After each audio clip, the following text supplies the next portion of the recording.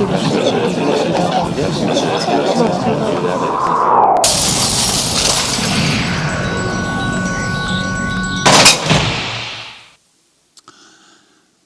thank you very much for that kind introduction. I should say that the Why Not Have Sex is the sequel to Why Women Have Sex. So we're working on that.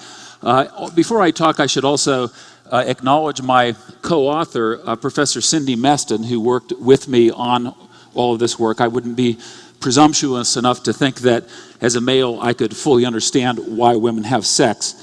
I was very happy that our book, Why Women Have Sex, just came out a couple weeks ago in Spanish.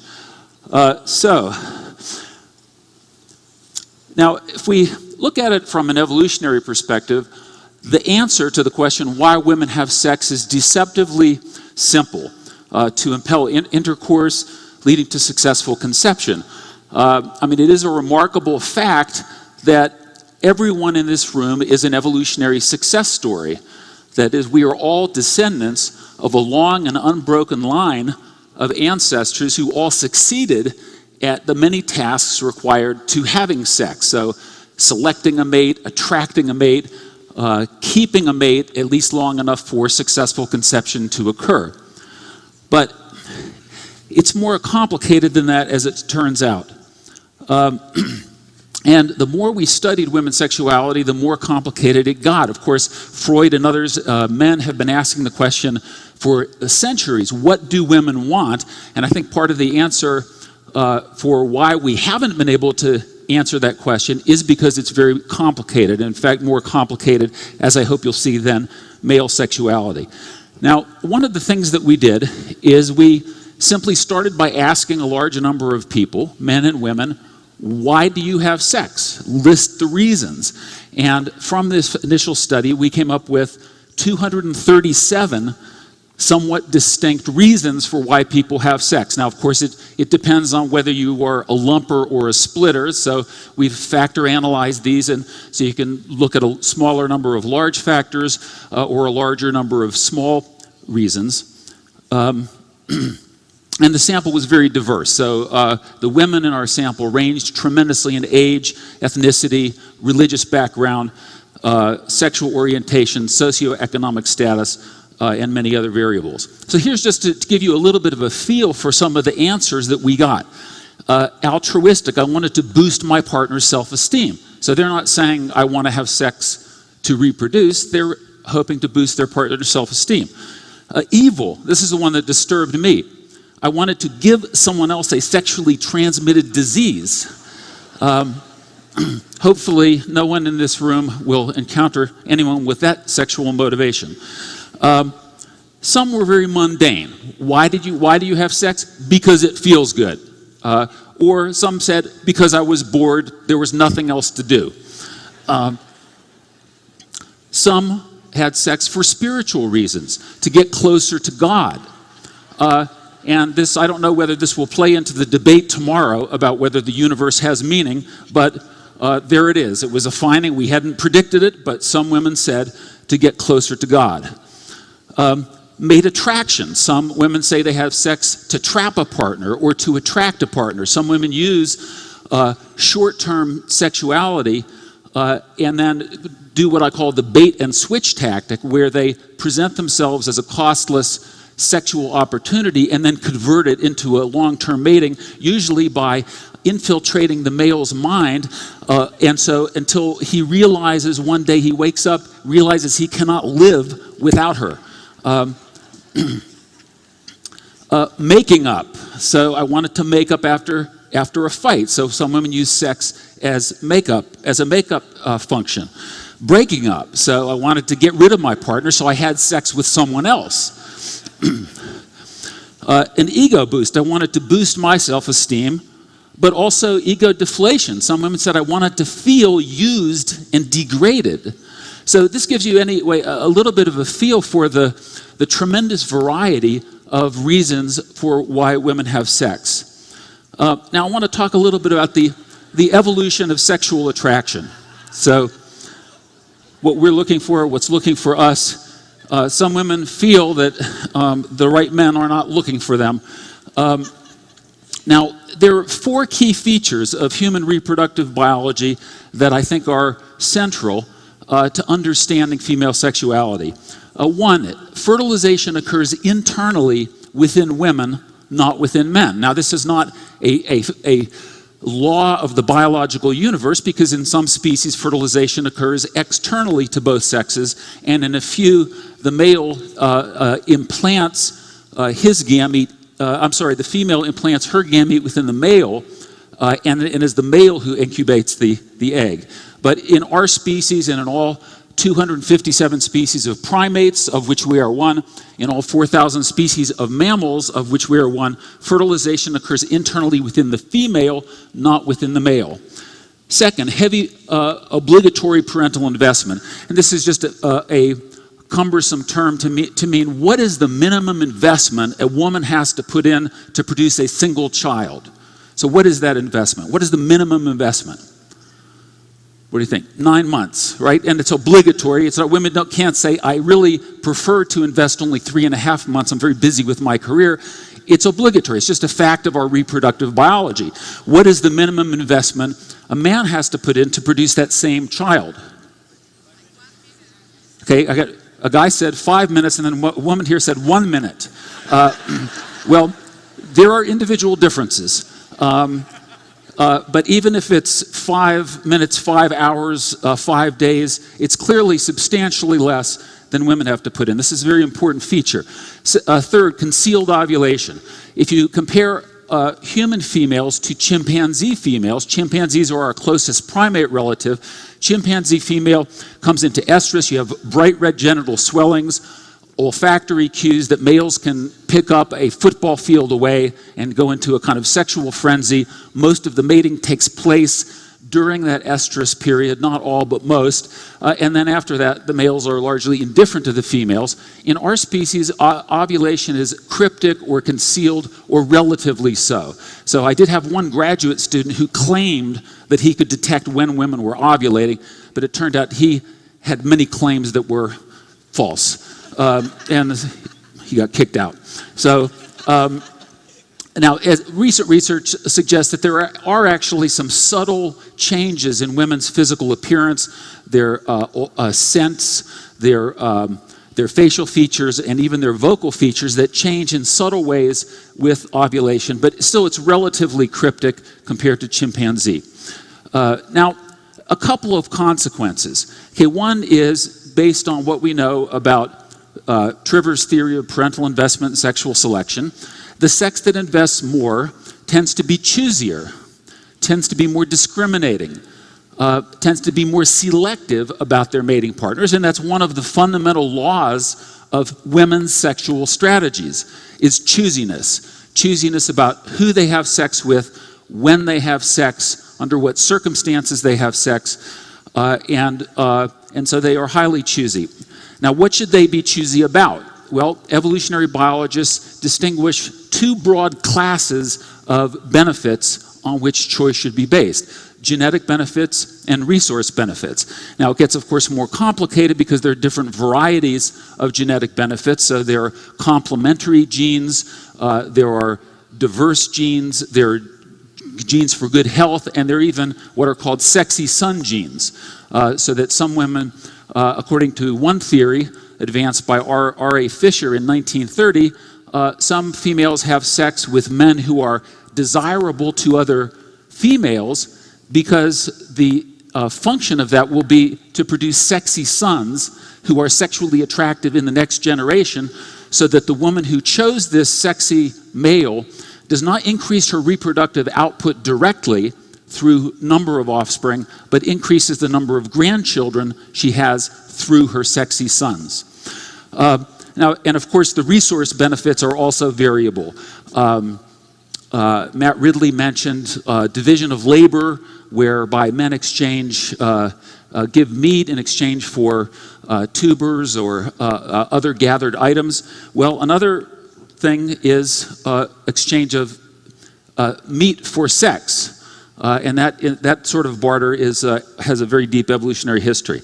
Now, the evolutionary logic of standards of attractiveness, standards of sexual attractiveness. what are the qualities that women should be focused on? Because these qualities on the, I guess it's on the left, so genetic quality, investment capacities, these are not things that can be observed directly. All we have are cues, observable cues, that over evolutionary time have been statistically linked with these underlying qualities. And so according to this theory, women's evolved standards of sexual attractiveness, what they find sexually attractive, should be linked to these cues, observable cues, because of their correlation with these underlying qualities, genetic quality or resource quality. Now, to get into a few specific examples, scent, much more important to women than to men. Men's sexuality is heavily visual. Olfactory cues, how they smell, is much less important, is much more important to women. So, and there's evidence that women can actually detect men who have complementary, what are called MHC genes. It's the major histocompatibility complex. It's the suite of genes that's involved in the immune function.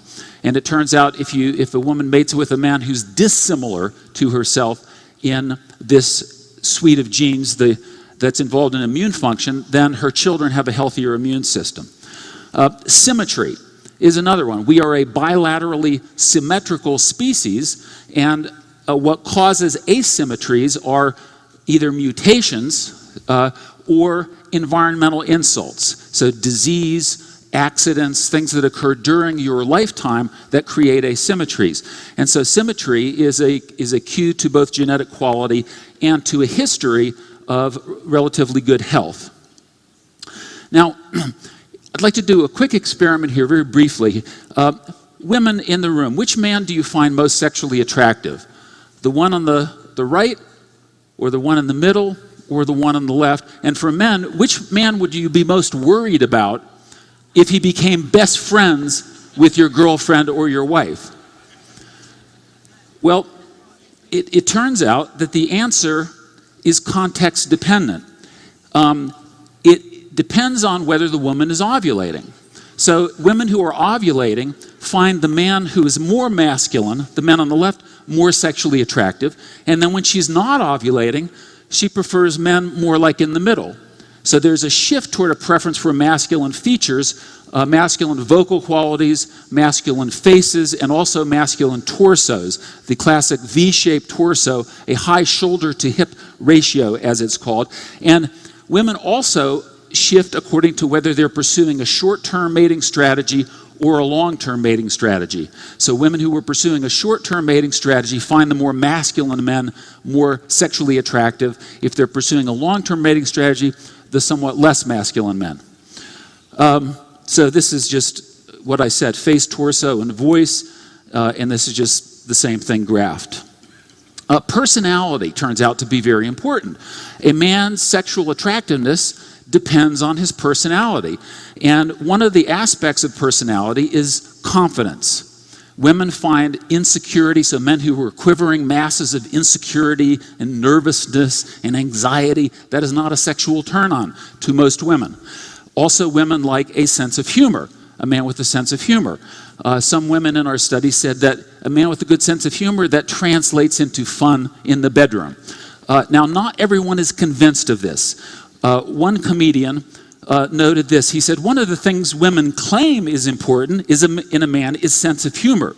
In my years as a comedian, I've learned that they're usually referring to the humor of guys like Brad Pitt, Tom Cruise, and Russell Crowe. Apparently, those guys are hilarious. I had sex because he was a good kisser, is what some women say, and kissing turns out to be more important to women than to men. So in one study, 85% of the women said that they would not have sex with a man without kissing him first. Men, being somewhat less selective, said, majority said they would have sex even without the kissing. To have an orgasm is another reason that women noted, and it's very interesting that in the United States study, 61% of women are able to have an orgasm through masturbation, but only 29% with a partner.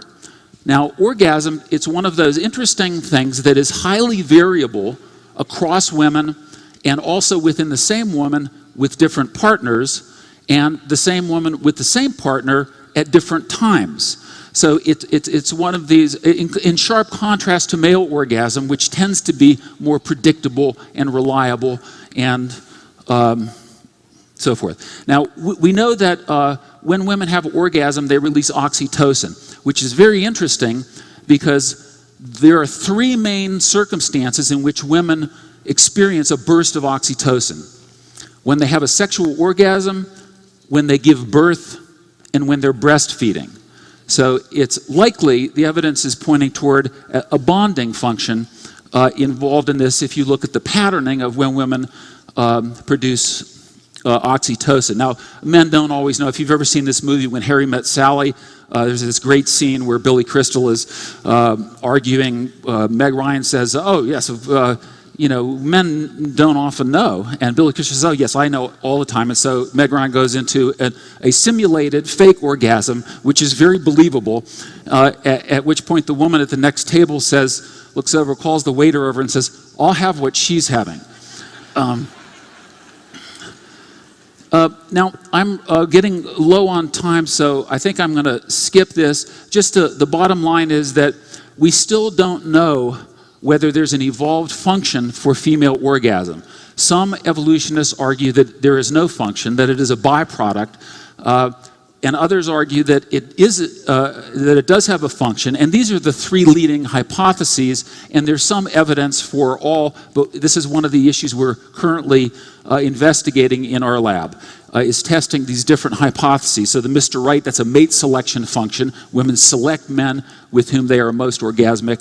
A good genes function. There's some evidence that women have a more likely to have an orgasm with men who are highly symmetrical, a sign of good genes. There's some evidence that it facilitates drawing the sperm into the female reproductive tract and increasing probability of conception. And then there's another hypothesis, which paternity assurance is sort of assuring the delicate male ego that he really is the father so that he will stay around and invest.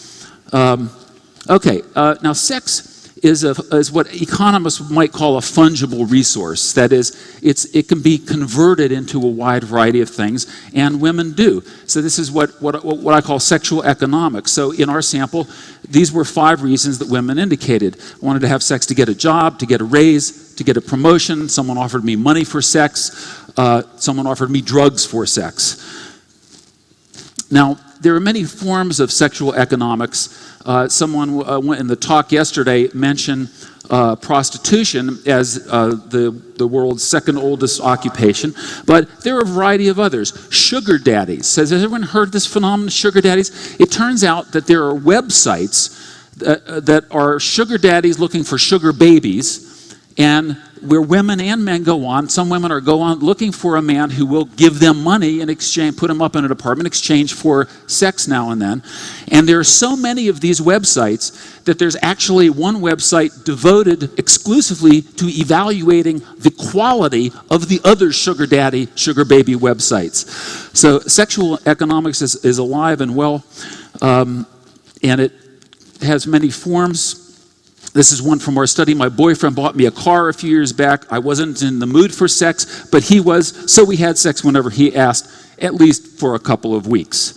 So that's really rough if he has to buy her a new car every couple of weeks.